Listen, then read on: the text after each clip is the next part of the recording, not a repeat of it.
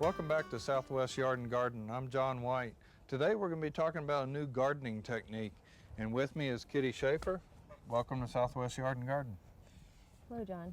We're going to talk about biointensive gardening, and what is it? Well, actually biointensive gardening isn't new. To give you a little background, it was developed in Europe with the combining two methods of farming. One was the French intensive method that was started in the late 1700s and through the 1800s outside of Paris.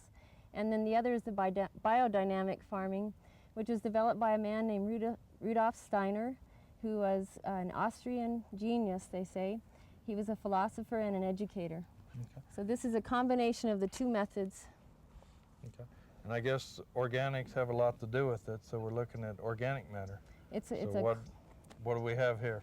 It's a total closed system here. What we have here is the most important part of this kind of farming, which is building the soil health. We have the compost pile. This pile is done in lasagna layers. I first started by loosening the soil with my spade fork, putting some latticing of old coarse material, right? And then put 2 inches of the straw on it, water it down, put 2 inches of the green material, which could be something that you grew in your garden from something called a compost crop, or the leftovers from bug-eaten leaves. You sprinkle that with a handful of soil just to inoculate, get some good healthy bacteria in there, water that, and then you continue it until you have about a 3 by 3 foot high. I did this on Friday and it's already melted down at least a foot, and it's at 140 degrees right now. Okay, that's where we want to be. I will be turning it in another 2.5 weeks, watering it down really well, putting a layer of the straw over it to keep the heat in, and let it cook for about 3 to 6 months. And this process will be done in about 3 months, and then we're going to put it in the garden. Yes, well, after 3 months, actually, I'll be turning it out, checking to make sure that it's totally composted, and then I'll be putting it right into my garden beds. Okay. Well, let's see how it happens. Okay. Kitty, it looks like you have some good soil here. Yeah, the second most important part of biodynamic farming is the deep loosening of the soil. And this I did 3 years ago by a method called double digging.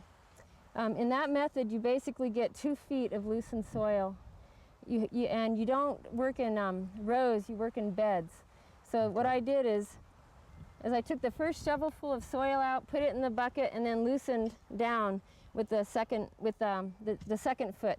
And I continued that all the way through to the end and put the soil I had taken out at the last trench. What this does is it basically gives you a living sponge to grow your plants in. Plants love to have nice open soil because the roots really grow good and really get some good growth. Now the organic matter must be an important part of this also. Right, as you're digging, you can see what your garden needs. You may need to get a soil test done. My soil was basically ready. I needed to add some organic material to help keep it loosened, and that I did by putting some old composted soil in here. Okay. And some of the tools that we need, you said, was the flat-sided shovel. That's right. You need a spade fork, a spade shovel or a flat shovel like I have here, a rake to rake it all over with, and then a board so you can follow along standing on the board so you don't compact your soil. You never walk on double dug beds, and you leave 1 foot in between beds so you don't have a lot of evaporation of moisture. We'll talk about that with the watering and retention of moisture. Okay, well let's go see some more of the garden. All right. Kitty, you got some nice looking basil.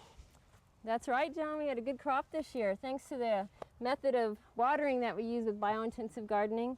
It's recommended to use the fan sprayer. That way you can evenly water everything and you'll know whether how your plants are doing, if there are any bugs you need to tend to.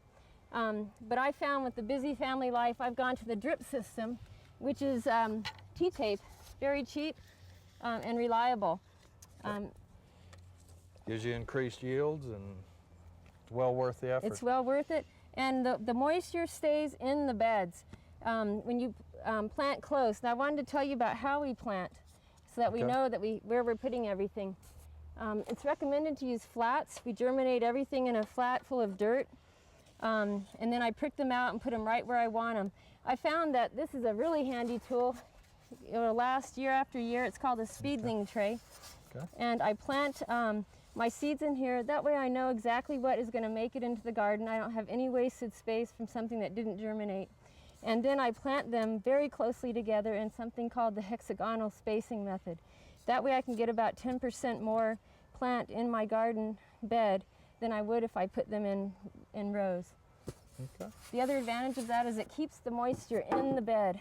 The canopy that each plant makes sort of a living mulch, and that retains the moisture in the garden.